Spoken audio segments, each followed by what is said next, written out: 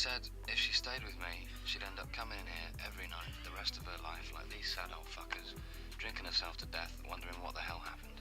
That is harsh. These are rich, interesting characters. See, you don't need Liz to have a good time. Oh, I don't, man. No. No, hey, look at me. Can I just say one more thing? I'm not going to say, there's plenty more fish in the sea. I'm not going to say if you love her, let her go. And I'm not going to bombard you with cliches. But what I will say is this. It's not the end of the world.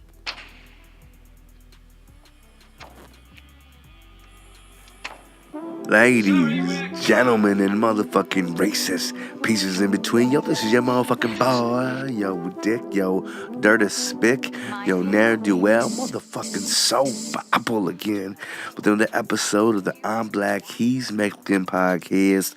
That AKA the IBHMpodcast. And as of late, the So Papo Incognito podcast that, we call around here the S.P.i.C podcast. And I'm back at it with another week. Missing my brother, haven't talked to him, don't know what the fuck is happening to him.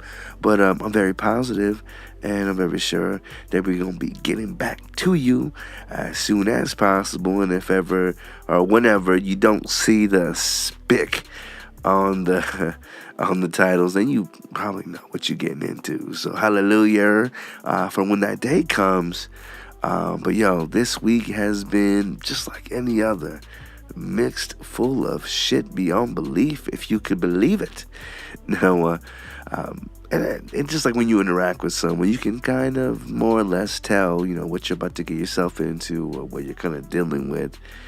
And it's one thing to know who you're dealing with, and it's another one to be caught off by surprise, especially when you're so sure on your stereotyping. It's a damn shame when it goes the opposite way sometimes. And whether you suspect it or not, that's part of the game. So let's say, for example, you see someone, whatever, real nonchalant, you wouldn't think nothing of them. So you would hope to keep thinking that way. But there's some bad folks out there, people. Not to say that, for example, for what my first piece of news is going to be about. Let's not say Nazis are bad people. Let's just say it's just a fad that kind of kept on keeping on. I would definitely think that anyone who's in the closet, obviously, is the most dangerous, because you don't know if that, if they're a sheep or whatnot. But can you imagine having someone out loud being a Nazi? On the out loud. Well, if you can fucking believe it, there is an actual Nazi, and he's about to be supposedly the only GOP candidate in a congressional race. Now, former leader in the American Nazi Party is about to be, the only Republican on the ticket for the congressional race in Illinois. So it might just be because of some of these brothers out there. But according to the Chicago Sun-Times, Arthur Jones, a Holocaust denier, if you can believe motherfuckers be denying it, he was repeatedly tried and failed to attain office, and is the only candidate seeking the GOP nod for the seat in the heavily Democratic 3rd Congressional District. Now, images of Jones' campaign website show him speaking at KKK and neo-Nazi rallies, giving the Nazi salute and pretty much shredding the flag of Israel. So he called the Confederate flag the symbol of white pride, and white resistance, and white counter-revolution. And Jones also told the Sun-Times that the Holocaust was an international extortion racket. And whether or not you choose to believe such fuckery, which again, it's like the fucking flat earthers. Like, really, nigga? What is it that why, how? You know what I'm saying? I just don't know how it is that people can do this. But again, people are really encouraged right now. Like, you figure we want to pass on love, we want to pass on hope, we want to be able to, pass on the powers that can be and all that it is that you want to be, and motherfuckers are taking that quite literally. And I'm glad that it rhymed. So it's the out loud of this nature that want to start with the out loud of the opposing culture, and that everyone, is a rapist or a delinquent or a lawbreaker. Some are chemistry professors shaping the minds of the youth for the future.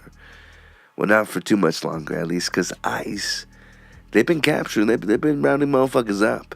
And they detained, one of these cats was a chemistry professor who lived in the U.S. for like over 30 years.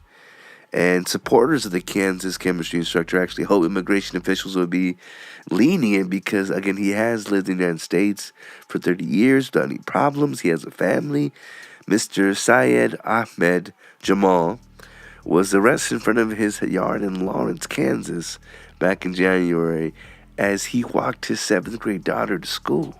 The 55-year-old Jamal is from Bangladesh. He arrived in the United States back in 1987 on a student visa to study at the University of Kansas. Motherfucker stayed in it, started teaching at a university. Now Jamal's lawyer, Jeremy Bennett, said that the immigration judge allowed Jamal to remain in the country on a supervised basis, provided he checked in regularly and did things of that nature. But it's crazy that no matter how you've established what you've committed, what you have done, motherfucker, they're still gonna throw you in the roundup. They're still gonna throw you with all the other dirty dogs. And again, it's a battle now. Because again, we're calling squares, and motherfucker, we throwing triangles away without asking any questions. You're lucky this motherfucker was a square. But yeah, I don't know what's coming about that. Just so y'all know, because I haven't said it yet, as most in every fucking show, links to the articles that has more information. I'm running not only on a cold, but so many hours of sleep. So in case I run through these shits too quickly, just know that that's what it is down below. Yeah, so, I mean, please believe, these are being a motherfucker. We throwing you over the wall, through the gate, and into the woods, or wherever fucking desert area Mexico has. That's what we're doing. Jamal, he got lucky that his name's Jamal, and that he's a well-to-do kind of guy. You know, at least being a university grad, but still, the fact that they're having probation, like, it's a little shitty, but it's like, all right, they're not just gonna fucking throw you in the bus and wish you the best of luck. Like, at what point, do you have to fly these motherfuckers to the actual country origin, or just take your bus to Mexico and hope that you fucking figure it out? Now, again, I won't go too long into that because it is what it is. But I laugh, though. The people that we do have here, the people that are born here, raised here, know nothing but here, and yet still, come out to be far worse than shitty fruit, if that makes any sense. They gotta tell you about this incest thing that popped off, because there ain't no really way for me to get into this and wiggle it, because I don't know how, in that same regard as a father, get in it and wiggles in it into his daughter. Now, father-daughter couple, again, they arrested for incest after having a love child. And the 42-year-old North Carolina man and his 20-year-old daughter, again, have been arrested on incest charges for having a baby last year. And they're reportedly married. His name is Steve Pledel, Pladl. Again, 42 years old. Look for his ass of Nightingale. And Miss Katie Pledel, 20, again, just half his age. They're arrested back in January, citing warrants that had been charged of adultery and contributing to delinquency, which I'm not too sure if that meant something else, but maximum sentence for this incest charge is 10 years in prison, and that's what they're looking at. The child, a boy, born back in September, again, came from the situation, and Stephen Pledel, who was released on $1 million bond, which, I don't know how bonds work, if he had to pay all that bitch up front, but he got out with a cool $1 million. Left his daughter / lover / wife / baby maker in there, because she too has $1 million bond. But as the last reported here, she's still in the North Carolina jail, and charges, I guess, were brought in Virginia, where authorities believe the relationship had began. And then the news station that kind of put this out there advised or showcased that the father, Stephen, had gave up Katie for adoption when she was an infant, and that they reunited when she was tracked down, or when they were tracked down through his social media. So, daughter came into the DMs from the jump. Now, at the time, according to the station, Pledel was living outside of Richmond with his wife, Katie's mother, and their 2 children, girls who had been Katie's sisters. Now, Katie moved into the home, and subsequently, Bledel and his wife legally separated by November. And I guess they began living apart from one another. She told authorities that just before she moved out, he would sleep on the floor in Katie's room, which is a little bit odd. And records show online that they divorced back March of 2007. So again, there's the transition period must have been real fucking quick. And then they obtained the divorce 3 months later. The ex-wife learned that Katie was pregnant back in May. So 8 days later, child welfare workers in Virginia began conducting interviews. And according to the station, the children were told by their father to call Katie stepmom. The warrants also show that, again, he had in fact fathered the baby. So she just came intact, became part of the family, got indoctrinated and impregnated, and there she goes. Now, the wife or the ex-wife believes that her husband has brainwashed and manipulated Katie. So I don't know how that happened within those small time frames, but it's a pretty unique set of facts. So again, I'm really interested to see where this shit goes. It's all types of fucked up. Yo, but speaking of motherfucking parents of the year, a 2-year-old girl died when she was found frozen. It ain't on some let it go shit. She was literally frozen on her family's front porch in Akron, Ohio. Now, the toddler's mother, who was the first to find the unresponsive child, called 911 and told the operator that her young daughter seemed like she was frozen. Ain't no other better way to describe it. The dispatcher instructed the frantic mother to perform CPR. And it wasn't until the paramedics had arrived at the home later that afternoon that she was rushed to the children's hospital out there, later pronounced dead. Now, neighbor Crystal Lucas told the KW or WKYC that the unnamed mother of two, which I'm not sure why they didn't name her, she would actually see the kids out roaming outside unsupervised all the time. She told the outlet that she would have to bring the kids home to her mother on multiple occasions. She goes, it was a few times where I had to take both of the kids home, so there's more of them. It's just a very sad situation. Again, the autopsy right now, I guess, is still trying to determine the actual cause of death, but how the fuck can you have a 2-year-old, mind you, these motherfuckers cry, they can't really do too much, obviously they can walk, but it's like, how can you have them out of your sights that long? You don't know what the fuck they is. What the fuck is you doing? And again, this is the afternoon. Like, I can understand maybe at night, because you don't do something, but like me right now, I'm trying to record this shit on the low, but where the fuck, how could the kid be out there that long?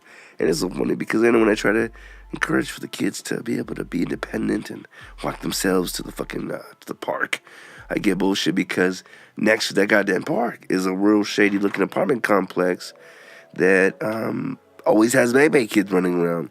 I see it as a point of opportunity to let you know how safe it is. The baby kids could be running around here real casually, but I guess it's not always seen like that by other people. And I just feel bad for the baby girl.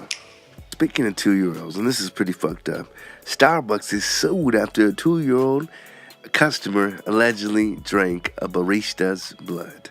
Now, Starbucks, which made waves last Halloween with its drippy red zombie frappuccino, because of course, frappuccinos, zombies, white bitches, how is it not going to be a hit seller? They apparently sold and served barista's actual blood. Now, Amanda and Louis, I don't know, they say that they didn't notice the problem with the drinks, which they purchased at the San Bernardino Starbucks back in 2016. Mind you, now it's kind of old. San Bernardino's also the place of porn. I don't know how to take this information. But when they brought home to their 2-year-old, I guess it was too late. Now, why the fuck are you giving me a 2-year-old Starbucks? That's another thing. But anyways, they recorded saying that once we drank it, then we could see the inside of the rim, there was blood. And she was licking the whipped cream where it had been sitting on top. Now, the cups had a visible red stain, and one emitted strong metallic smell. Again, I guess making it seem like that's blood. That's what you taste. And it's saying that my wife and my baby just drank someone's blood, describing the panicked aftermath and how bad it was. And the family's lawsuit claims that Starbucks knew that an employee had been bleeding, but did not adequately keep their worker away from the customer's drinks. Now, Starbucks, meanwhile, is prepared to defend against the allegations, because they're saying that we are aware of this claim that allegedly took place 2016, and we're prepared to present our case in court. Now, mind you, it being sold, I'm not too sure. Obviously, that's too soon for any kind of statute of limitation, but I'm just wondering, how can you prove it And what do you do to combat against it or with it? I mean, I don't know, but Starbucks, which reportedly offered each family member $1,000 after the episode of the promised free drinks for a week, fared the variety of legal claims, pretty much taken it as an insult. The family is alleging severe torts, including negligence, fraud, intentional infliction of emotional distress, supposedly battery and assault. So again, weird fucking sense. I'm not too sure what happens from that, but with the fucking headline like this, it's gonna get attention, and I'm pretty fucking sure they're gonna want a couple hundred thousands before they kind of let shit go. I'm just saying, it's America. I mean, and if we could be honest with ourselves, if you were giving your kid, your 2-year-old, your baby, your motherfucking literal toddler from Starbucks, you probably don't give too many shits about the fucking kid and what it goes into. It's about it. I'm just saying. If that wasn't fucked up enough, let me transition into some literal fucking. And this fucking been happening at the Cornell University, because apparently there's a fraternity that's being investigated into, because and I guess it's being investigated by the sorority and fraternity life found. I didn't know that was a thing, but anyways, there's a fraternity out there named Zeta Beta Tau, TAU. I'm not sure what it's called, but it's a chapter out there, and they have a contest for new members in which they earn points for sleeping with women. Now, according to these statements, this was points earned in a sex game called the Pig Roast. And you could probably tell that meant fucking big bitches. Now, in the event of a tie, it said additional points would be awarded to new members who had sex with women who had weighed the most. Now, the men who were told not to inform the women about the contest, Avi, and the office had made aware of the allegations last year and conducted an investigation, which ended last month. And again, I'm pretty sure it came out to be what it is because they made it public. Now, the fraternity had been put on probation for 2 years. That's a big deal. According to the university chapter, they'll also be required to hire live-in advisors by the beginning of the fall of 2018 semester. Now, among the slew of other disciplinary actions, including participation in programs about sexual assault, they're going to be doing more of that shit. Now, some students, such as Cornell Jr. Sarah Wang, doesn't believe the punishment is strong enough. She said that at this point, it's kind of like just standard that they get offered some type of probation. It's not really a probation. She said, I feel like there's so many good things that can go on our campus, and these are the kind of things that people will remember of us rather than the good things. Now, the National Fraternity said that it was deeply disappointed to learn allegations that certain men in the Kappa chapter of Cornell University engaged in activities to degrade women, because it dehumanizes them. And Vice President for the Student and Campus Life, Ryan Lombardi, called behavior abhorrent and said that it was unethical and I guess it devalues whatever the shit's the community. But again, and how many times has there been like hazing and done little shits like that? So like the fact that, I mean, this was the thing we gotta get big women love, like, is that really a bad thing? And obviously, you're going to be fucking and you're probably going to be experimenting with drugs when you're in college. That's just what you believe you're going to do. Just like how I have it in my mind. If ever I go to Texas, I'm going to have a prostitute and do some cocaine. Like, it's the thing that you think you're going to do when you go there. Just like you go to Japan. I'm going to see a robot, hopefully. Probably going to be a sex prostitute. I'm probably relying too much on those sex prostitutes. But, again, just expectancies. So I don't know. I as a BBW appreciationist, I didn't think that it was valued to get in such a shitstorm over it. I mean, at least, but you know what? Let me check my statement, because fraternities do a lot of fuck shit. They're most known for fucking date raping bitches. So if this is this sex contest and there's just this attitude already of being able to get whatever you have within the crosshairs, and let's say that might lead you to do some fuck things, well then yeah, we should throw the fucking book at these assholes. But we can't be mad if they get BBW's love. That we gotta acknowledge that. But I laughed hardcore though, not the fact that people had to go through this shit, but the fact that there were so many activists going against this shit, shaming activists, fat shaming activists, anti-vaginal activists. They went so hard on this, but yet can give a fuck about Black Lives Matter. Where's the activists for that? The ones pulling the charge, going to the media, not just, saying catching bullets. Now, a Black Lives Matter activist who rose to prominence after the South Carolina State House Confederate flag controversy had popped off was killed in New Orleans while riding his bike at night. Now, it went from shots fired to aggravated battery to motherfucker being pronounced dead at the hospital. Mr. Mohideen Maury, which it sounded more Japanese than African, but that's what I was going for. He had rose to, again, prominence back February 2017 after being arrested, went viral after he tried to snatch a Confederate flag from a protester in downtown Charleston. Again, later pronounced at the hospital, his body was found on a largely residential street. Most niggas get died on residential streets, and it was in front of an auto repair shop.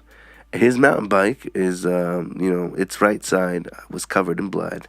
Found across the street, and again, doesn't really need much more explaining that, but the officer had found this, this blood trail again leading to his body to some grassy area about 5 blocks away. And it was weird how they kind of had to. So I don't know if he was running for his life. I don't know how if they had been trailing his ass. I don't know how it could have been, but the way that they're kind of describing things, he was trying to get the fuck up out of there. Now there's some quotes saying that an adult black male identified as Mr. Mohideen Maury has sustained a gunshot wound to a thigh in the shooting incident, and then again transported and it's defined. So it's. I'm not too sure when they report these things if it was to cover up anything, because they just felt like they relied so much on the details of where they found, and this is now like as if they have whoever might have done anything, it has their story covered. I mean, I don't want to fucking suspect conspiracy theory because I'm already pretty knee deep in my flu medicine that I'm probably a little loopy already. But that just seems a little strange to me. But yeah, no one's really giving too many fucks about that. We care about this goddamn pig roast, and big girls giving some love. All right, so just to kind of wrap things up, just because sometimes just speaking about my blessed good old US of A just kind of twist my nipple in a way that I don't fucking like. I, in fact, do not like any sort of nipple tweaking whatsoever. But I started cracking up even more, just at the stupidity, serendipity, whatever the fuck you want to call it, of Mr. Donald Trump. Our leading was a celebrity in chief / president, one of the same, whatever the fuck you want to call it. He had signed this bill, this big bill that apparently gives $400 billion to our military. He was real proud, real happy. He had fucking went on Twitter just that very moment saying, just signed a bill. The military will now be stronger than ever before. We love and need our military and give them everything, and more. First time this has happened in a long time. Also means jobs. Now, be that as it fucking may, they're doing this shit on the tippy-toe the motherfucking government shutting down.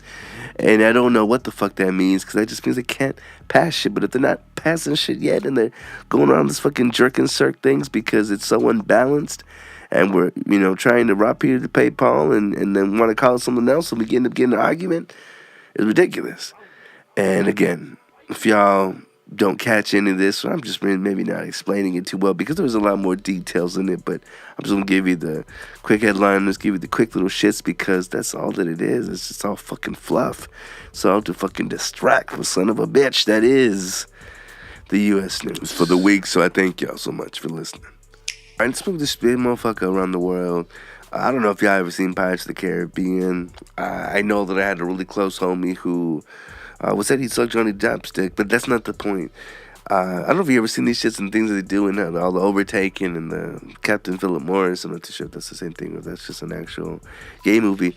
But what I was trying to say is that pirates lost control of an Indian oil tanker and the crew had regained command, kicking their asses out. Yeah, now a crew of Indian-owned oil tanker had vanished back this last week off the coast of West Africa country, Benin.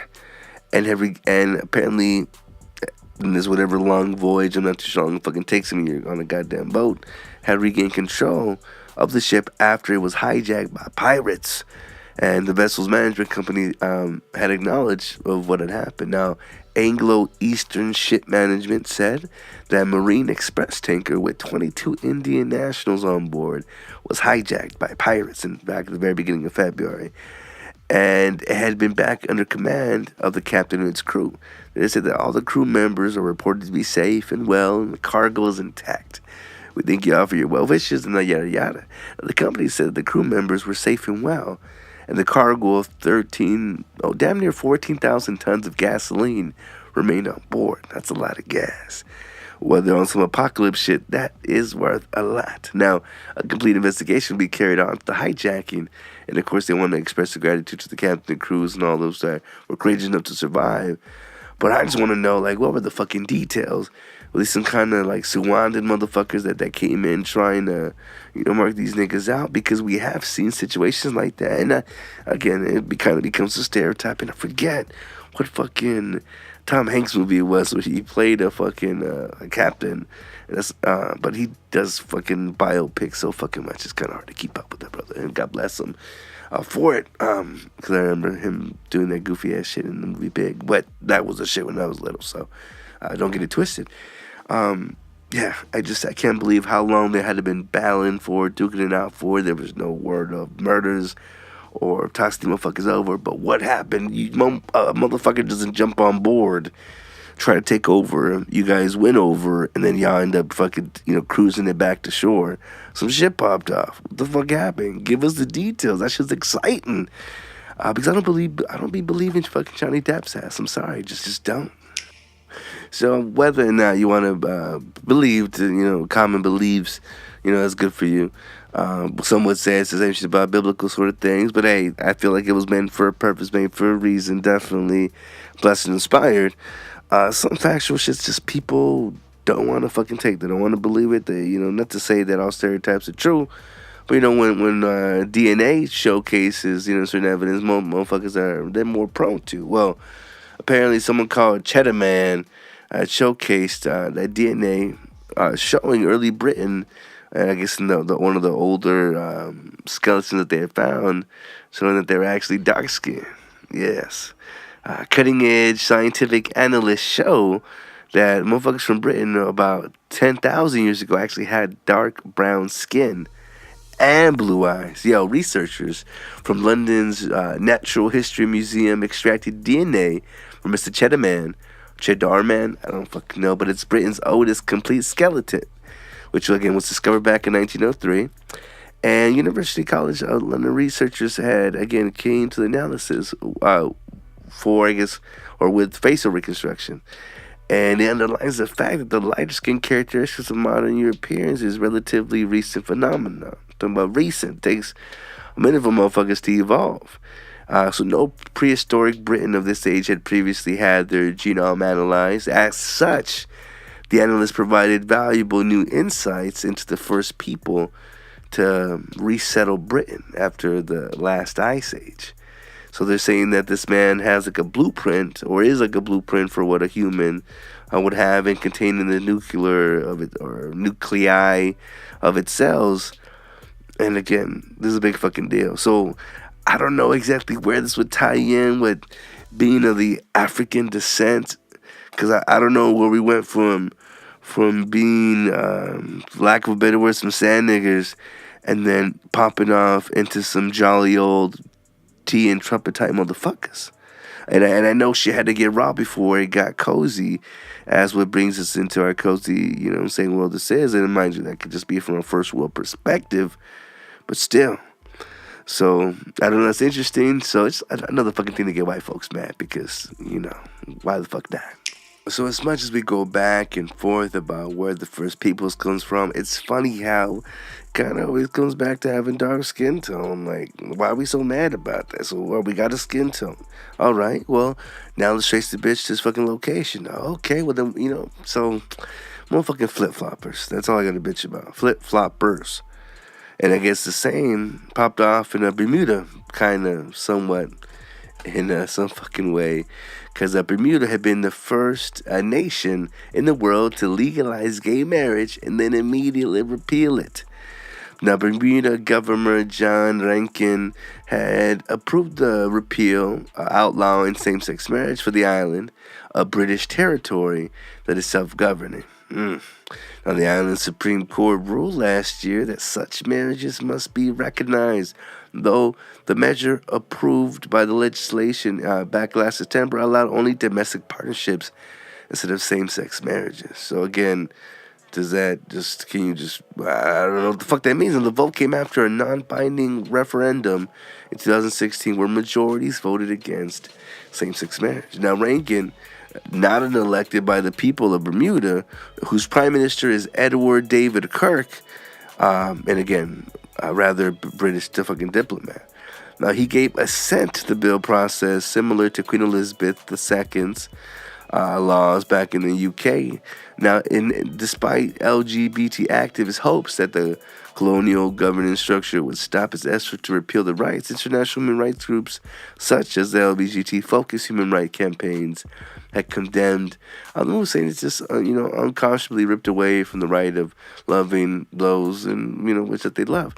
Now, the one time that it really is fucked up, and I've read some stories, and I'll try to mention this book later on if it comes up. But guy had taken care of his moms and some I guess old folks home. He went out there kind of talking to people, getting the lay of the land, really just kind of getting to know the older people that, of course, are full of such knowledge, such history, such wisdom, such, ramblingness. You usually can take away some good stuff. Anyways, it was a fucked up story of a man, and it's only relevant because he was gay, but he had a partner 60 years, and they lived in New York. The husband or the lover passed away before New York had legally made it legal, and he lost out on, the Social Security that one would have for the partner. So he has to make it on half of what he was living on because, again, he wasn't legally married.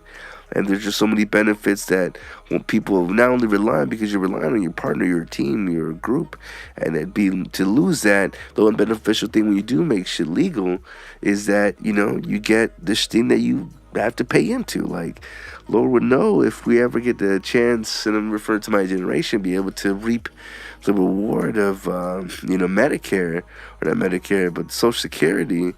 So it's like, I don't know, he had the opportunity, and again, from a fucked up events of losing his partner, but again, was not given that opportunity because technically speaking, it wasn't allowed at that time. It's just a sad fucking thing. So again, instead of having to hurt any fucking feelings, Bermuda's just gonna say no all the way. And I'm not too sure how what's gonna happen with the cruise ships that go out there, because I imagine there's gay cruise ships that go out there bumping motherfucking Beach Boys, Bermuda, Bahama, come on deck. All right, so that's gonna wrap up the world news for this past week. God bless you. Pills for money. Don't talk like one of them. You're not. Even if you'd like to be. To them, you're just a freak. Like me. They need you right now. When they don't, they'll cast you out. Like a leper. See, their morals, their code. It's a bad joke. Dropped at the first sign of trouble. They're only as good as the world allows them to be. I'll show you. When the chips are down, these civilized people, they'll eat each other. See, I'm not a monster. I'm just ahead of the curve. Yo, really quickly, moving on to just some of this shit, because fuck all that shit from before. A shout out and round of applause for baby food company Gerber for selecting its first ever child with Down syndrome to be the coveted Gerber baby of the year. Now, I'm not too sure, because before, when people would try to do this when they were electing new folks and it was a big deal, I thought it meant they would have them on the sticker or the label, but I've never seen that shit. But regardless, instead of celebrating the company's groundbreaking decision, Gerber CEO and President Bill Partika, some shit, says that every year we choose a baby who best exemplifies Gerber and their long-standing heritage of recognizing that every baby is a Gerber baby. They felt that Lucas was a perfect fit, and dude, he's adorable. He has a fucking smile that just, you can't look at it and not feel fucking warm, you know what I'm saying? Not be able to fucking love him. Now, this news could not come at a more welcome time, because the world watched last year as Iceland publicity bragged about the fact that they're almost completely was eradicated the Down syndrome births in their country. And by eradicated, they mean aborted out of existence. Now, Denmark is trying to follow suit. It was an announcement that only 4 children with Down syndrome were born in 2016, 2 years prior, according to the Daily Wire, Denmark stated that 98% of the unborn babies who tested positive for Down syndrome were aborted that year. Now, I'm not too sure how that, obviously that's just a process of elimination, but what that does in our evolving, if we're, perfecting, if that makes any sense. But just as devastating as the fact that the nations tout these declining numbers as process or progress, societies who mark, to eradicate lies they deem unworthy is not progress. In fact, the opposite. Just as John Paul II said, society will be judged on the basis of how it treats its weakest. Members and among the most vulnerable are surely to be unborn and the dying. Now, by massively terminating children with Down syndrome, Iceland and Denmark are sending a damaging message to those like or with disabilities everywhere. So you must, fit our society's views as to what's normal. Now, the leading baby food company, which maybe even, without even realizing it, has spoken up against the lie and taken a stand against the hate and discrimination against those that are disabled. Now, again, a lot of it, can go into how you see things. Because obviously you could definitely look at the fact that, hey, if they're eliminating it, then they're eliminating costs on health. They're also eliminating the burdens on those that would have to go through it. Because whether or not you love someone, whether or not you do it gladly for them, if it's a burden is a burden, you know what I'm saying, whether you enjoy it or not. So, yeah, again, without saying negative, they're doing what they're doing, and that's them. I think it's a big out to, for Gerber to fucking put that baby on there. But then, if I'm gonna play devil's advocate because I got split personalities, I'm just wondering to myself, does that mean that eating this food makes you retarded? God bless them for sure, and God bless the ignorant. Speaking of ignorant, Trump faith advisor, she gave a really easy answer to those worried about the deadly flu that's been going on, and she said to inoculate yourself with the word of God. And I'm at a loss is because, again, in my heart, I'm a Bible thumper. Ain't no doubt about it. There's truth in the word. But when you say shit like that without any kind of connection or anything that's going to ease the minds of those looking beyond the sky, it kind of sounds retarded. Now, more than 70 people are dead in North Texas after one of the worst bouts of flu hit them in recent years. And Tarrant County televangelist, the motherfucker's on TV preaching the gospel. Her name is Gloria Copeland, a faith advisor to President Donald Trump. And she wants you to know that there's no such thing as flu season. She goes, we got a duck season, we got a deer season, but we don't have a flu season, she said in a Facebook video posted with headlines saying, and don't receive it when somebody threatens you with, everyone is getting the flu. This bitch, it's unclear whether Copeland was crediting Jesus with the development of the flu vaccine or suggesting that getting a flu shot is unnecessary. Either which way, again, left a lot to be interpreted somewhat like the Bible. And representatives for her family organization, Kenneth Copeland Ministries, couldn't be reached by phone and didn't immediately return an email seeking to comment. Now, Gloria Copeland's description of avoiding the flu is to tell yourself that you won't get sick. But fuck, I told myself that, and I'm on the second round, you motherfucker. Now, she said, if you say, well, I don't have symptoms of the flu, well, great. That's a way it's supposed to be. And she says more in the video, just keep saying that I'll never have the flu. I'll never have the flu. Put words. Inoculate yourself in the word of God. Now, Gloria Copeland, her husband, and their daughter have expressed skepticisms of anti-goisms towards the vaccines and medicines in the past. And during a televised broadcast about 7 years ago, Kenneth Copeland challenged whether her great-grandson needed vaccines recommended by doctors. And they said all the shots and all this stuff that they wanted to put in his body, some of it's criminal, he said. We need to be a whole lot more serious about this. You don't take the word of the guy trying to give you the shot. about what's good for you and what isn't, which is kind of true. Now, but East Mountain International Church, led by the Copeland's daughter, Terry Pearsons, in Tarrant County, was scrutinized in 2013 when the congregants were exposed to measles after a visitor who had been overseas attending the service. Now, of the 21 people linked to the church who contracted the measles, 16 were not vaccinated. And an Associated Press reported that others may have at least had one vaccination and yet no documentation. So, again, when they do stuff like this, like, you gotta believe, you gotta want to believe. Like, even like, if you're on some secret shit, again, you gotta believe if you want to believe. Or vice versa, or I think it means the same shit. I honestly don't fucking know. And I get mad that, again, people are gonna hear this shit, just hear the Jesus freak and not know the deeper meaning with it, or what have you. But again, if we're gonna believe it and not taking what we've been blessed and passed on, because knowledge is power. Knowledge is key. Back in the day, that's the one thing that we try to do, was to pass on knowledge. So if that knowledge hasn't evolved itself to, it can have these professions like a doctor, like I don't fucking know, a barber. I mean, we have certain skills for a reason. We were blessed with these things, and again, we developed and created shit upon and through it. So I don't know, like to not want to believe something. I see, again, so many twists, so many turns, but to not sound retarded is most definitely preferred.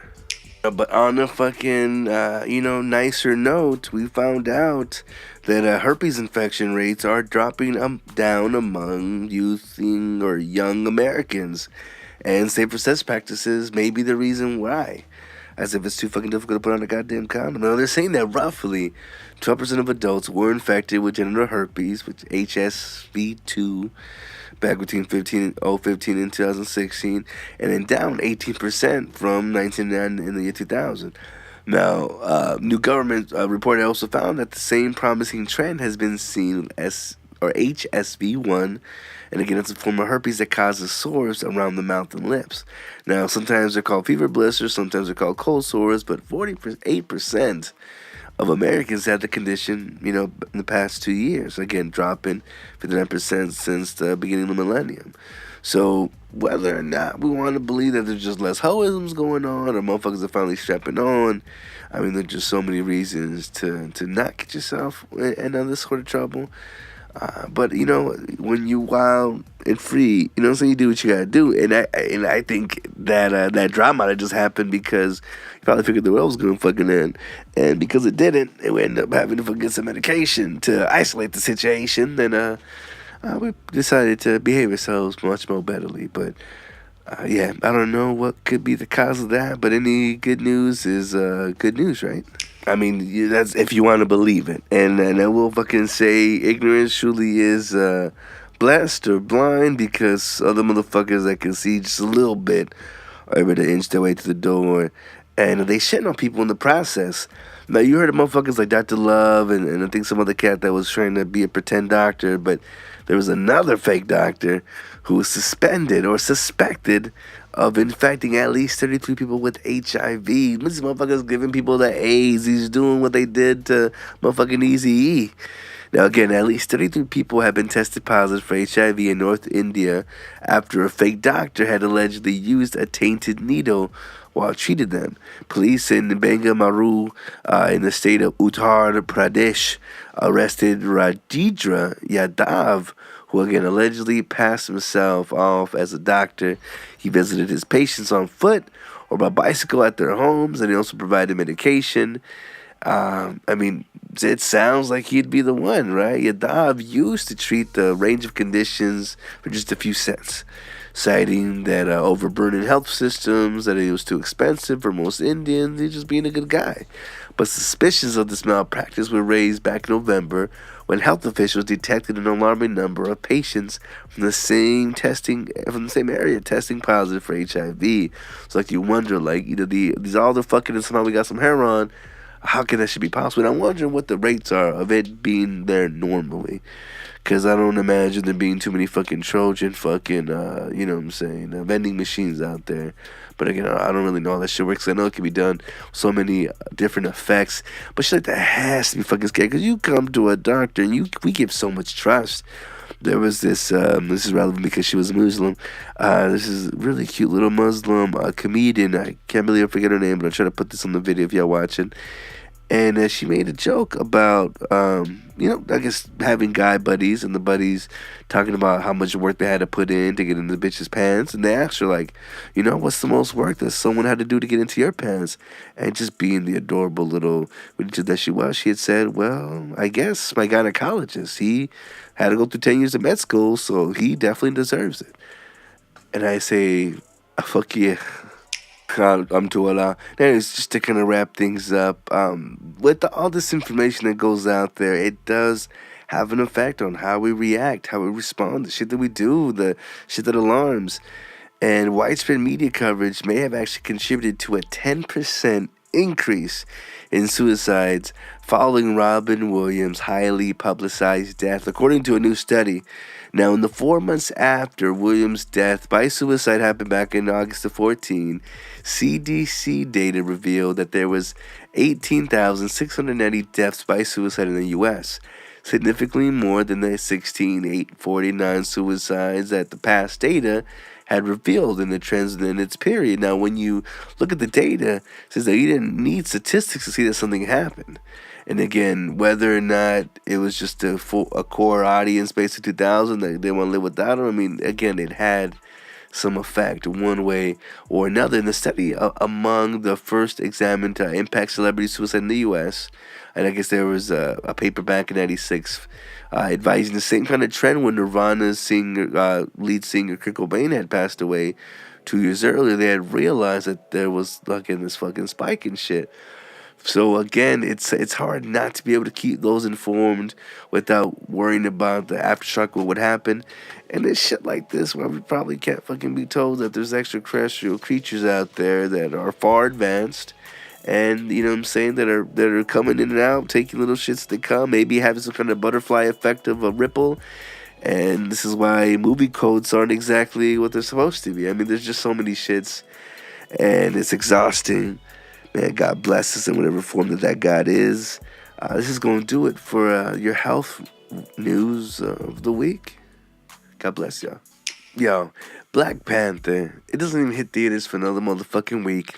And people, right? Maybe rightfully so. I mean, shit, I'm a Marvel fan and definitely a fan of the culture.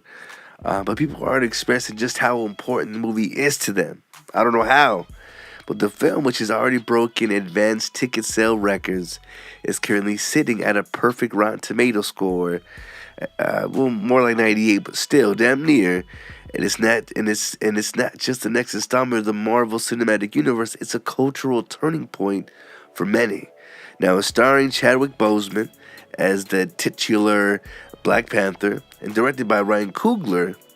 Now, Black Panther, again, is the first MCU film to focus not just on a black superhero, but it's to be set in a fictional African nation.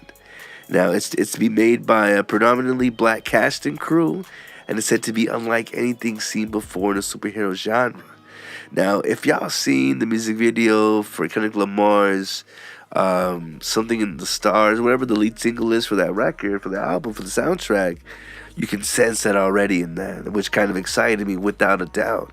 Now, Black Panther, which is also culturally significant, that there have been multiple campaigns to ensure that children in these undeserved communities will have the opportunity to see the film, and even the film star has even spoken out about how excited they are for the film to represent what an African untouched by Western influence or interference might look like. And Boseman told CNET that the consideration of how the film represented even the smallest of details, such as T'Challa's accent and how it mattered. Now, people think about how race has affected the world, but it's not just in the States. Colonialism is the cousin of slavery. Colonialism in Africa would have it that in order to be a ruler, his education comes from Europe.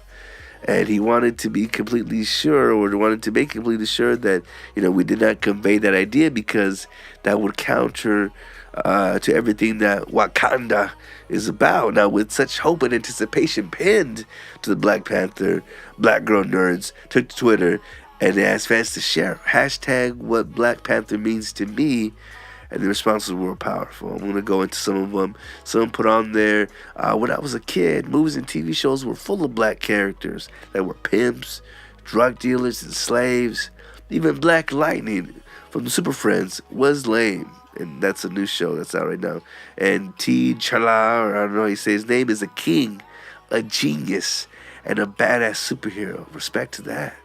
So it's things like that again, motherfuckers need to stand up for and to showcase exactly what it is. Now, another one had put a gif of an actual Black Panther member saying "Power to the people." They did comment to say, "It's less about what it means to me and more about what it means to the little ones. Young black boys and girls see themselves widely represented as the heroes. Black girls revealing that it's all of their ass-kicking, badass black girl magic glory." Now, said black girl magic shit that kind of gets people twisted up, but again, I'm not here to defend white folks. I'm just saying. Someone else had commented, because there's a really dope-ass Entertainment Weekly cover spread of all the characters, and again, why differentials in their image, their character. Whatever. I said the fucking word, I'm tired as hell. But someone had commented, finally seeing Africa depicted in a powerful and positive light, free from the effects of colonialism, which characters that look like they may have motivations beyond the portrayal of black pain on the screen, and that's a definite thing. And I'm talking. And I can't speak for black folks, even though I'm black and he's Mexican.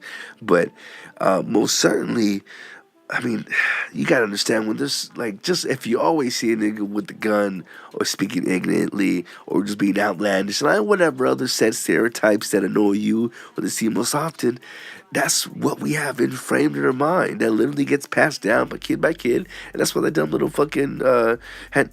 I don't want to talk shit about, but the little kid that was on Facebook ended up being bullied because he spewed ignorant shit that he heard at the fucking house, and he got dealt with because of it. So again, it's things like this that they cause like a trifecta of fuckery. And what my dude Mike something Watts would call a shit fuck stack. A shit fuck stack. Yo, so shout out to Black Panther. And shout out to Quincy Jones, who felt so empowered this past week. He gave no fucks. He let a lot of shit be known, which makes me wonder if it's the end of his days, because he's just spewing. And God bless him for it. Now, he was first talking about how he used to fuck with Ivanka Trump. Not so much in those words, but saying they were dating. The fact that he was a man, and definitely into his 60s at the time, because I think he's about 70 now. And then her, being as young as she is, there had to have been some fucking. Because he even says that he's been interacting with Trump since the get, and the motherfucker's always been a dumb shit.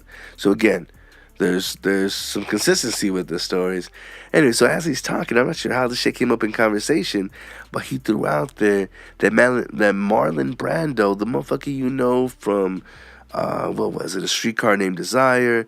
What most motherfuckers know from Godfather, Apocalypse Now, what have you. There's a clip of him that I'm gonna have later on in the show at the end. But Marlon Brando was fucking with the legendary. I would want to say the Godfather of comedy. One of them, he's up on the Mount Rushmore for sure. Motherfucking Richard Pryor, saying that they were lovers, and then it was even confirmed later by the comedian's late widow. Now, again, Quincy Jones had first alleged that the legendary duo had a sexual relationship, telling Vulture in this interview that Brando would fuck anything. He'd fuck a mailbox, James Baldwin, Richard Pryor, Marvin Gaye. And that kind of broke my heart just because I remember hearing some allegations about Marvin Gaye being this way, and it might have been because of what his daddy did to him. But yeah, that kind of, again, I was feeling some sort of way. And Pryor's widow, Jennifer, had confirmed the rumors. She went to fucking TMZ themselves. I don't know how the fuck they pinpointed her, but they told her that he was open about his bisexuality with his friends and would not be ashamed that the relationship was revealed publicly. She said that the comedian icon wrote about sleeping with men extensively in diaries, which she says she plans to release later this year. Ooh, hot damn. That is a good fucking way to publicize your book. She says, it was the 70s. Drugs were still good, especially Quaaludes. She goes, if you did enough cocaine, you'd fuck a radiator and send it flowers in the morning. That definitely sounds like a motherfucking Richard Pryor joke. But again, shit had really, I don't know, man, it fucked me up. But she also noted that she thinks Pryor would have had a good laugh if he heard Jones had spread the news. And the comedian, who widely regarded as one of the most influential stand-ups of all time, was married 7 times to 5 different women. What the fuck? He was married 7 times to 5 different women and had 7 children. And he also had relationships with actresses like Pam Grier and Margot Kidder and then Brando. And you know, you've heard about his thing, but Brando was considered one of Hollywood's all-time greatest actors, even though he was kind of short-lived in it. Actually, no, I can't even say that because he made it into his years. I'm thinking of someone else. The one who porn star took his name, I don't remember, but he was married 3 times, had numerous girlfriends, the father of 11 children. He was also open about his bisexuality, telling a French journalist back in '76 that homosexuality is so much in fashion and it no longer makes the news, supposedly. Now, at that time, I know that shit was real taboo, and he added that, like a large number of men, that he had homosexual experiences, and that he wasn't ashamed, that he never paid much attention to what people thought about him, and that if someone was convinced that he was fucking Jack Nicholson, and that they were lovers, he would continue to abuse it because he thought that shit was funny. So again, in the culture of things, and mind you, this might be what's needed, hopefully, to kind of to break up the homophobia that's been in, let's say, the hip-hop culture, which again is what we stem more or less being the, you know, the black culture here in America. That's just a big no-no. Usually, even though you go to the most happening hip-hop state in the country, Atlanta, and you got most of them being Mo's. So, again, I'm not too sure if this is going to change things. I'm not too sure if this is going to get motherfuckers just to come out. I definitely would love to fucking see the list and the people who practice kind of like to out them out like a motherfucking, like a blacklisted Jew. I mean, again, curiosity. And I know I killed a cat, but, you know what I'm saying? I'm your dog, so don't fuck with me. Now, speaking of trying to kill the cat, now, British model Chloe Ayling, CHLOEAYLING, and I will probably say the dedication of the show. Not really too much, I guess, not too much of a big intro for, but this bitch suffered some physical violence and supposedly was brutally transported in luggage. Now, the British model said that she had been kidnapped last summer in Milan, Italy, again, suffering physical violence, including being drugged, handcuffed, and brutally transported in some luggage. She said the remarks were part of an opening statement of a trial of Lukasz Paul Herba, a 30-year-old Pole, which was arrested last year again for kidnapping the model for ransom. And yeah, I don't know what to say about this because Herba was arrested after he released the 20-year-old model at the British consulate in Milan after allegedly having a change of heart. Oh. Police said Ayling was kidnapped and threatened being auctioned off on the dark web, and it was put under psychological pressures during her ordeal. I wonder when did she suck some dicks? Well, I mean, because I know motherfuckers pay a pretty penny for a white woman. Now, authorities were also seeking the extradition of Herba's brother, Mikhail, or Mika, I guess, if his motherfucker is as German as I think he is. And but again, he's resident up in Britain. And George Herbune Scott, the lawyer for Herba, has argued the case might not have been part of an elaborate publicity stunt to boost Ayling's career. And this is a real risk. The entire case is a sham. Though again, I mean, everyone's trying to look for the next fucking hit. I mean, she's out there flashing tit. I wouldn't fucking believe it. Never trust a whole bite who bites the lip. And yeah, I'm just on a fucking rhyming scheme. Alright, so if any lady would deserve any kind of dedication, this sort of shout out, it goes to my baby and former dedication, Rose McGowan.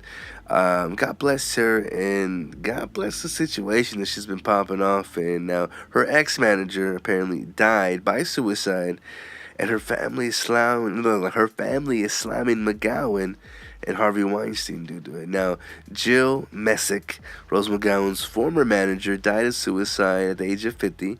Messick was diagnosed with bipolar disorder, and she'd been battling depression in the years before her death. And in an emotional statement, Messick's family criticized McGowan and Harvey Weinstein for involving Messick in the controversy over McGowan's allegations that Weinstein had sexually assaulted her back in '97. Now, Messick's family says that she was devastated after the movie mogul's lawyer released an email in which Messick defended Weinstein. That's to her, that bitch's own doing. Jill was victimized by our new culture, I like how they call the new culture, and unlimited information sharing and willingness to accept statements as fact. Now, read the statements in THR, the speed of disseminating information, because it's carried mistruths about Jill as a person, which I guess was unable and unwilling to challenge, and she became collateral damage in an already horrific story. Now, Messick's family also claimed that McGowan made inaccurate accusations and insinuations against her. Now, Messick, who had chose not to speak out so that not to take any attention away from the victims of sexual harassment and assault, and she opted not to add in the feeding frenzy because that's exactly what it was, allowing her name and her reputation to be sullied despite having done nothing wrong supposedly. Now, she never chose to be a public figure. That was the choice again that was taken away from her. Now, the family that maintains that McGowan confined Messick after meeting with Weinstein at the Sundance Festival back in '97, a meeting where McGowan alleges that Weinstein assaulted her in a hot tub. And the manager immediately reported the incident to her bosses. But they said that Rose never once used the word rape in the conversation. Despite this, Jill recognized that Harvey had done something untoward to Rose, if not illegal, and she had immediately went to her bosses and the partners of Addis Welcher to recount Rose's story, again to insist that they try to immediately address the situation, and they told Jill that they should handle the situation. Now, when McGowan first opened up about the alleged experience with Weinstein to the New Yorker back in October, she informed Messick about the alleged attack the day after, and she held me, McGowan said, and put her arms around me, and yada, yada, yada. But again, regardless, people don't want to get caught up in the motherfucking mix.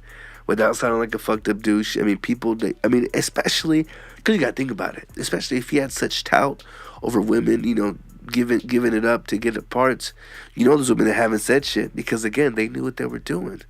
And again, because I'm not fucking conveying to the fact that he did anything good or that he was allowed to do what he was fucking doing, because obviously it wasn't.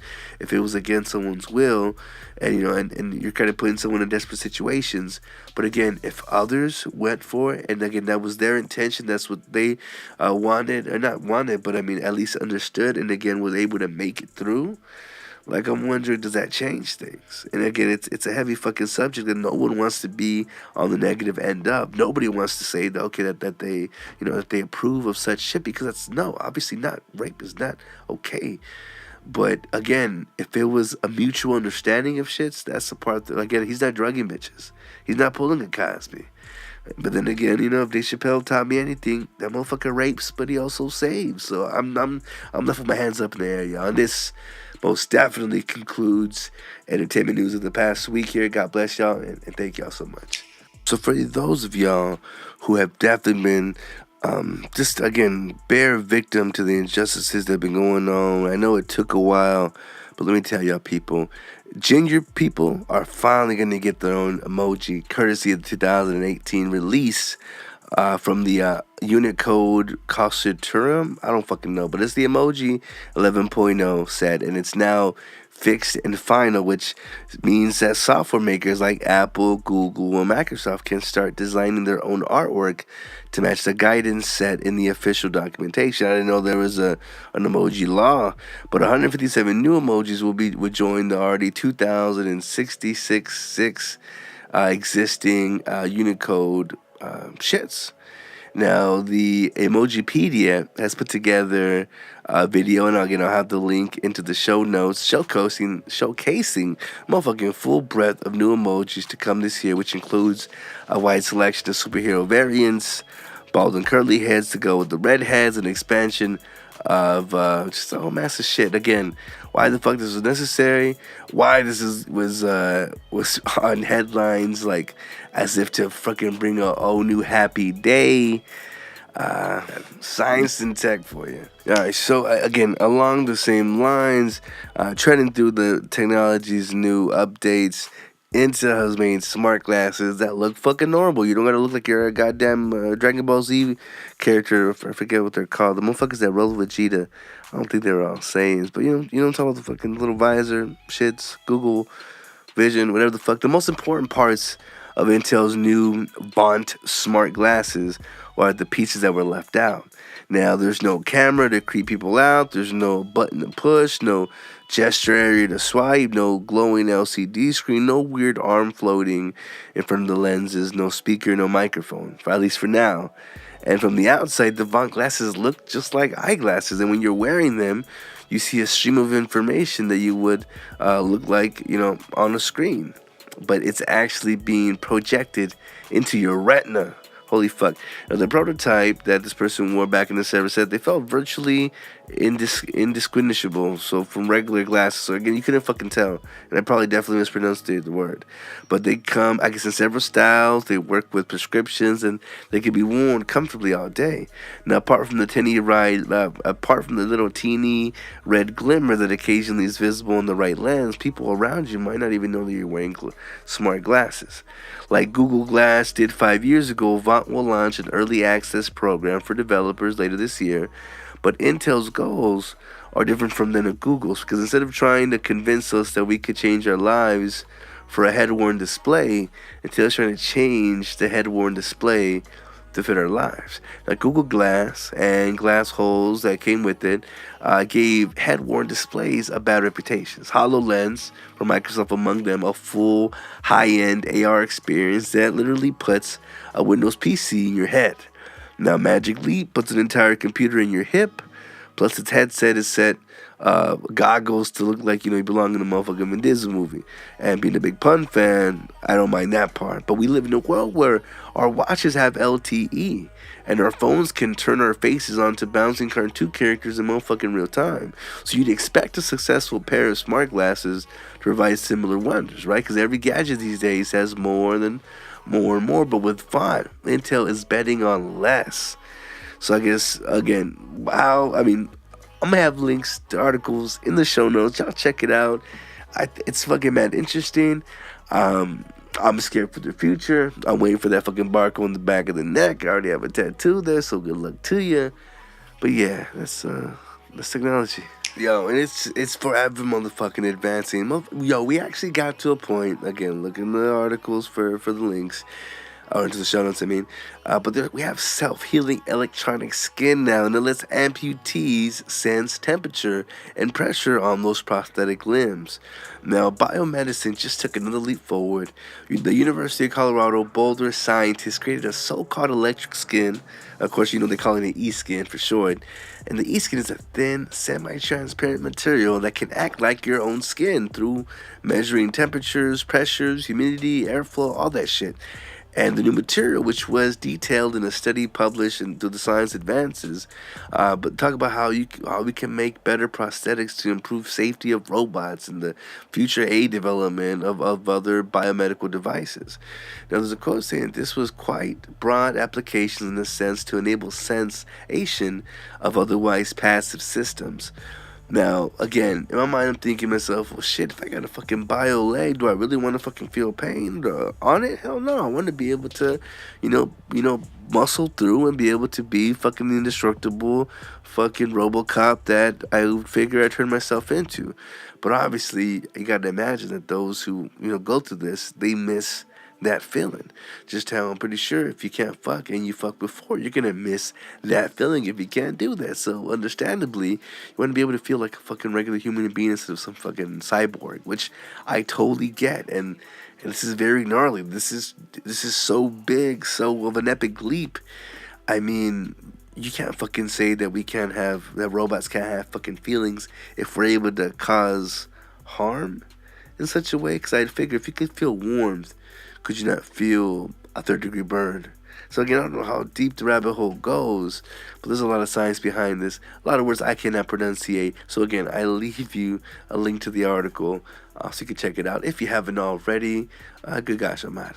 So if you into taking Molly, or you jerk off to bitches named Molly or Take a Dick or Molly Tease, you probably jerk off to internet porn.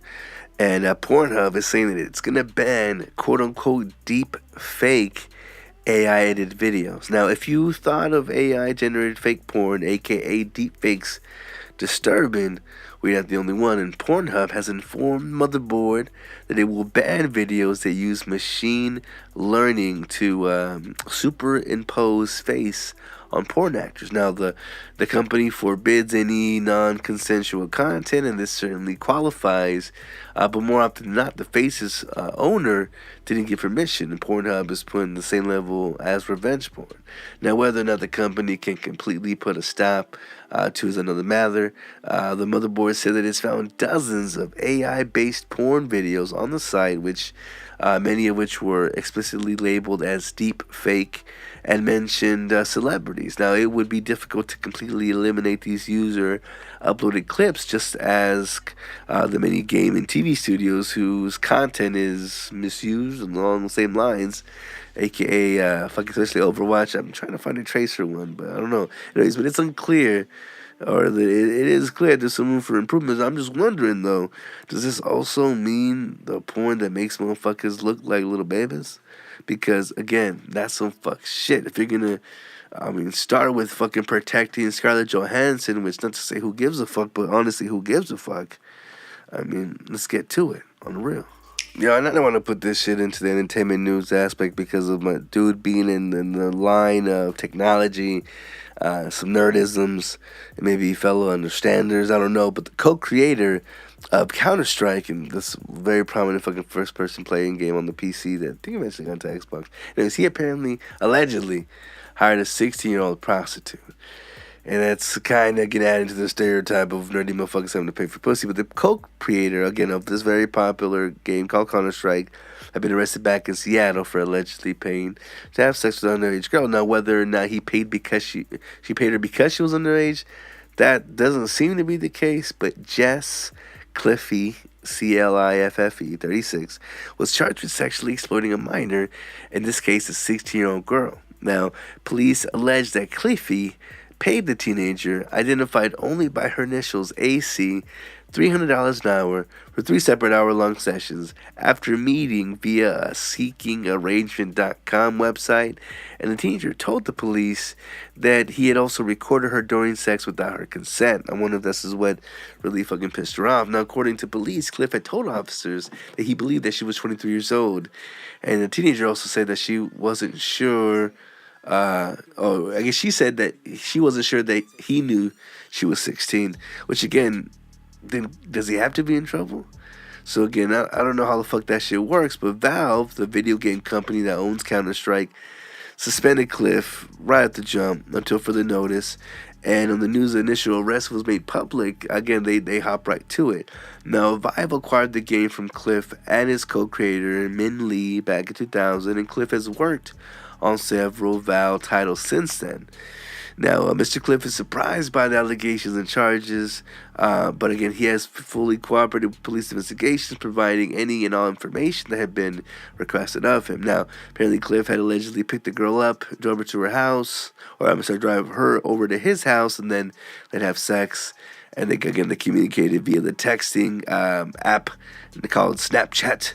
So it's like just all the more of the, you know what I'm saying, all the stereotypical shits. And again, that's just how you're able to communicate with the fucking outside world, because most people would probably rather give you their online shit than their actual phone number. Totally understood. Now, according to this shit, again, allegedly after he had, driven her up and down, I guess he had wanted to test out. She had told the police that he wanted to test out his new iPhone. I guess to take video of her doing the deed, and she supposedly had said no, but apparently started recording anyway. So whether or not she stopped or kept on going, or if that was just the straw that broke the hose back, I don't know. But she apparently feared of being harmed or killed, and that's why she didn't object. Come on. But anyways, as he drove her home, the girl said she asked him not to post the video and that he'd agreed. So again, it's almost like she's saying, look, I know you did it, just don't post it online. And again, he's not gonna want to fucking show these fucking prostitutes. So again, I don't know how that shit comes about. But I started laughing because when the shit popped up, someone had posted in the comments, "What the fuck? Time to go watch puppy videos on YouTube. I need something to make me feel less like I'm about to vomit." And of course, I mean, just mankind of being bashed over it for being awful, having to pay for shit. And I mean, I wouldn't want to subject that shit to the culture because there's definitely people that are made in the game. You know what I'm saying? You're hearing one motherfucker right now. But I mean, when you're busy, working, I mean, I would hope that your hard-earned dollar would be able to get you something.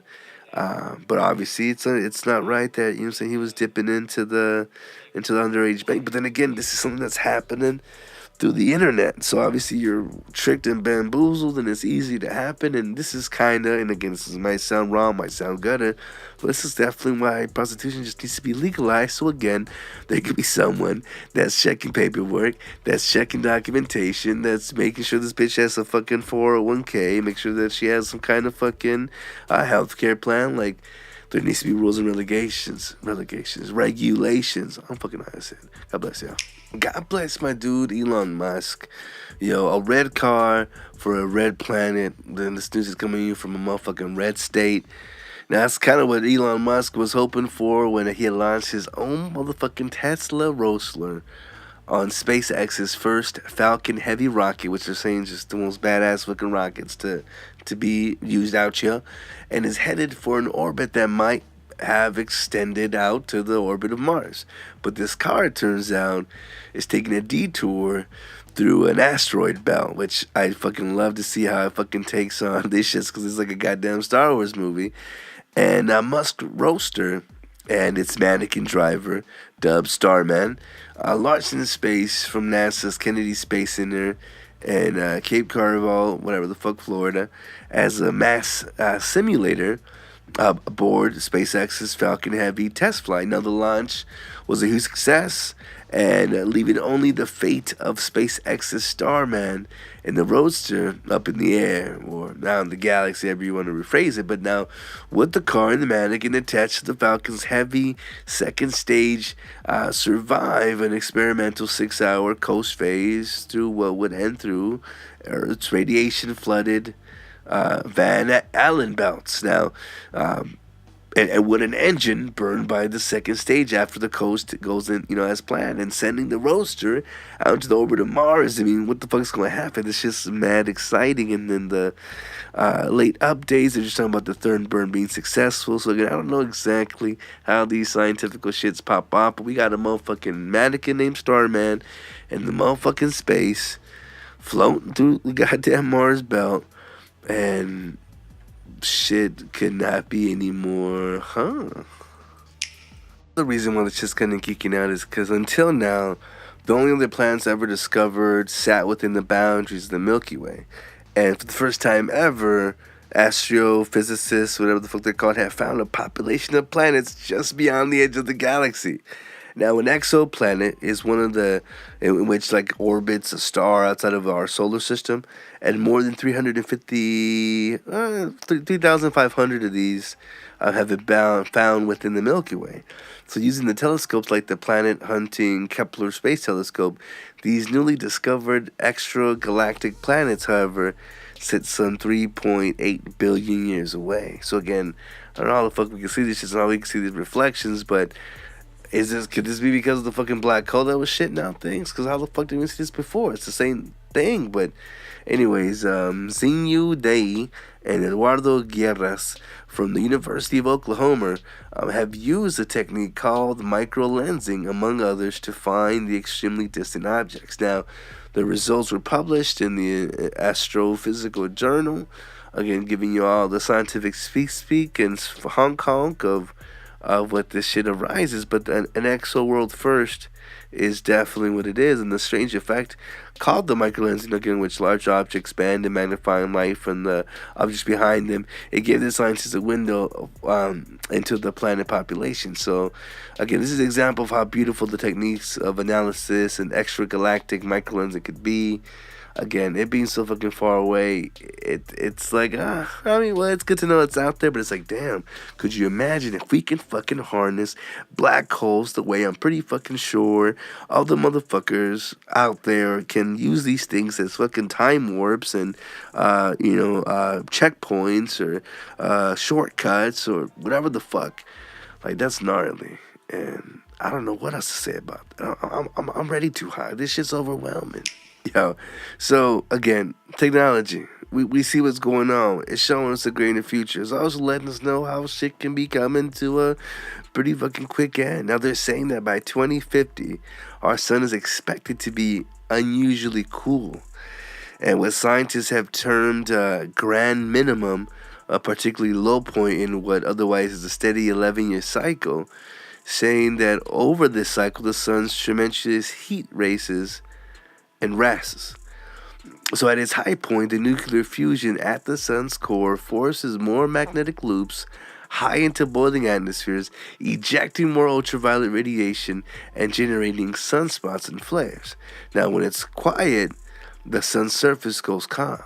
It ejects less ultraviolet radiation, and now scientists have again scored the skies and history of evidence of an even greater cycle amid these cycles. Now, one particularly cool period, I guess, was in the 17th century, in their research, and again how there was a code swap between 1645 and 1750, and how they dubbed it the Maunder minimum. Now in England, these Thames River froze over, and the Baltic Sea was covered in ice. So much so that the Swedish army was able to march across it and invade Denmark in 1658 to be exact. Now, but the cooling apparently it's not uniform, and disordered weather patterns have always warmed up Alaska and Greenland and states of the nature. So again, I mean, with all the data they collect, it's kind of gnarly to also see this. So it's like, are we predicting this is when shit will hit the fan? Will Mars be fucking colonized by then, and we'd be able to? Because I would imagine, if they're doing it in 2020, then surely 30 years from there they'd have motherfuckers up and roaring, and hopefully you're one of the 1%ers that gets to go up in that motherfucker. Yo, again, exciting motherfucking times. And so, again, when I say things is getting darker, I'm not talking about Mr. Cheddar Bob or Cheddar Bob Man. I'm talking about Britain's getting dark skin, and I'm just referring to this. So start practicing now with the lights off. It also saves energy. But speaking of energy and just in the changes in which, contrivey, climate change, aka global warming, which is virtually every credible scientist has agreed it's mankind's doing, is most often associated with the melting of ice near planets' poles. Now, the ice melt again has been spreading up in recent decades and showing no sign of slowing. So, when that ice melts, it causes sea levels to rise and the sea floor to be pushed deeper, and both of which are very bad things. And if you want to keep living where we're living now, no potential threat from global warming has emerged that can say that it's not otherwise truly toxic. Now, new research into the compositions of the frozen ground in the Arctic have revealed that a single largest reserve of mercury on this planet, and mercury, I guess, a toxic metal that has been regulated the world over due to its ability to poison wildlife as well as humans, it locked in the Arctic permafrost and has been safely contained there for the entirety of human civilization. Now, as worldwide temperatures rise, that will change, releasing as much as 15 million gallons of mercury. Now again, not to get all fucking alien fucking conspiracy theorists on you.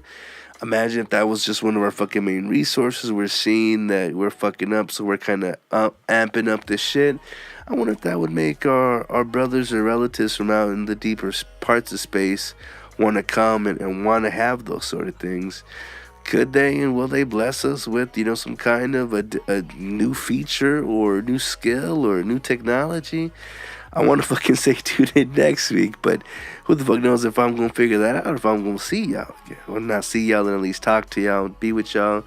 And I don't even feel like fucking doing, whatchamacallit, what do they call it? What do we call it? The fucking dedications? Having to burn a bitch. It's with all the technology advances in this episode, I don't think it'd feel quite right to be able to do that, because as the faith advisor Donald Trump had put it, all you gotta do is wrap yourself around with God's word. And I do believe that. I do believe that there's truth in it. I do believe that there's supposed to be strength given by it. But again, if God is blessing you with something to help what you feel maybe may have not have helped at all or done anything for, then don't lose out on God's blessing. So again, if y'all have been listening to this, I thank y'all so much for staying tuned, for being connected, whether you listen to the chopped up edited versions throughout the week or the big, huge nut that I try to blow Saturday night or Sunday morning at this time of recording, or it looks like I'm into Sunday morning. So y'all gonna really be getting it in the AMs because I refuse to sleep until I publish it. And with a cold or flu, whatever the fuck it is, I rebuke it because I'm finna get better. Because tomorrow I'm finna get my marijuana card, so you know I'm finna be legal. And I'm gonna get real excited because just, there's some big things happening. Good things. And Lord knows that he needs his medicine because the world is fucked. And unless I had money for some kind of fucking psychotherapy to make sense of it all, to dumb it down for me, I think I'm going to self-medicate for the remaining time of my life here. And again, I want to thank y'all. So if you would like to reach out at me, you can always reach me at Papo, at SOULPAPO on most and every social media. So let's say you fuck with Tumblr, you can go to soapoppo.tumblr.com. Let's say you fuck with IG, you can at me, or even Twitter, you can at me, or even Snapchat, you can at me at Papo, again, SOULPAPO. Y'all heard this motherfucker before. Y'all know the drill. If you ever want to be a contributor or producer of the motherfucking show, please do. I take criticisms very gladly. And again, you can do that at www.patreon.com/Soulpapo. Again, that's SOULPAPO. You've been listening to the S.P.i.C podcast show. I bid you adieu. God bless y'all very, very much. Hope to talk to you soon. Be well. It's impossible through words to describe what is necessary to those who do not know what horror means. Horror. Horror has a face. And you must make a friend of horror. Horror and moral terror are your friends. If they are not, then they are enemies to be feared. They are truly enemies. Get yourself deep in the motherfucking word. You hear?